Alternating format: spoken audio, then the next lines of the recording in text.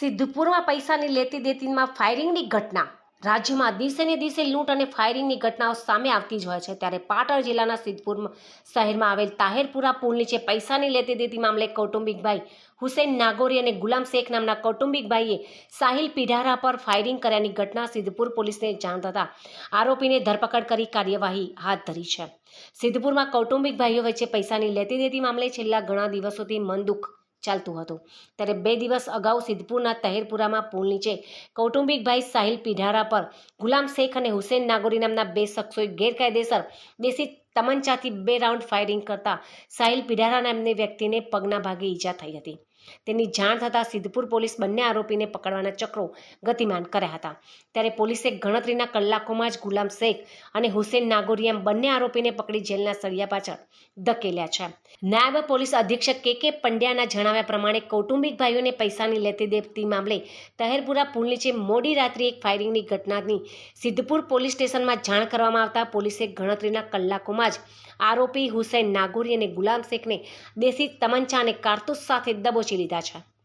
પરંતુ મહત્વની બાબત તો એ છે કે પોલીસ દારૂ અને જુગાર તરફ તો કડક વલણ રાખે જ છે, સાથે સાથે ક્યાંક બાંગ્લાદેશીને પકડીને પૂછતાછ પણ કરવામાં આવે છે.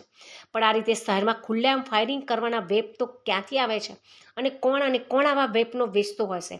તેવા ગુનાહિત લોકોને કેમ આજ દિન સુધી પણ આર્મ એક્ટ મુજબ ધરપકડ કરવામાં નથી આવ્યા? કેમ આવા લોકો સામે ઢીલી નીતિ રાખવામાં આવે છે? આવી ગુનાહિત પ્રવૃત્તિઓ કરતી ગુંડાગર્દી કરતા તત્વોને પકડવામાં નહીં આવે તો આવતા સમયમાં ગુજરાતને બિહાર બનતા કોઈ રોકી નહીં શકે.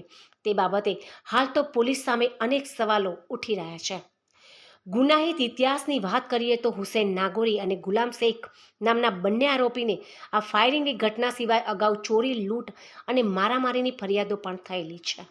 તારીખ 9મી જુલાઈના રોજ સિદ્ધપુર ટાઉન વિસ્તારમાં તાહેરપુરા પુલને નીચે એક ફાયરિંગની ઘટના બનેલ અને જે અનુસંધાને પોલીસ સ્ટેશન જાણ કરવામાં આવતા ગુનો દાખલ કરેલ છે.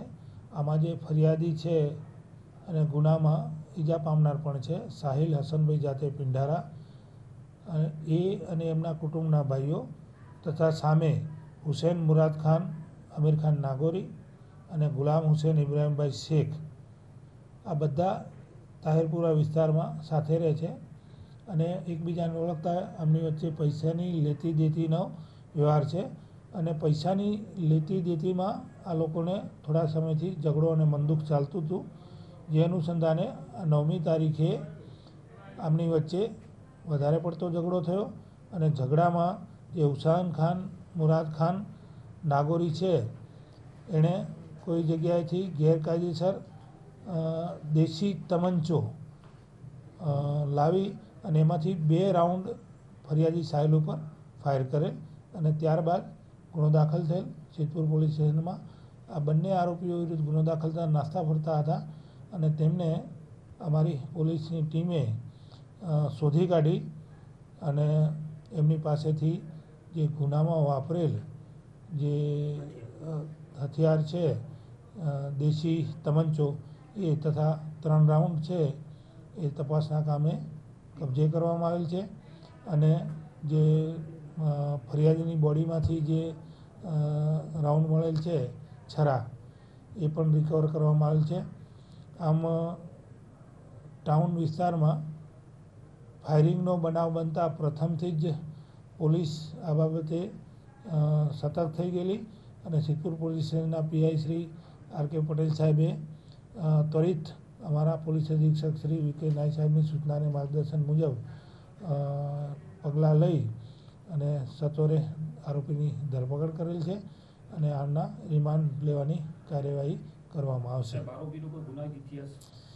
આ બંને આરોપીઓનો ગુનાહિત ઇતિહાસ છે. એમાં ફાયરિંગ કરનાર જે હુસેન ખાન છે તેના વિરુદ્ધ મારામારી, જુગાર અને ચોરીના ગુના દાખલ થયેલ છે અને જે બીજા આરોપી છે ગુલામ હુસેન તેના વિરુદ્ધ ચોરીનો ગુનો દાખલ થયેલ છે. આ બંનેનો ભૂતકાળ છે એ ગુનાહિત છે.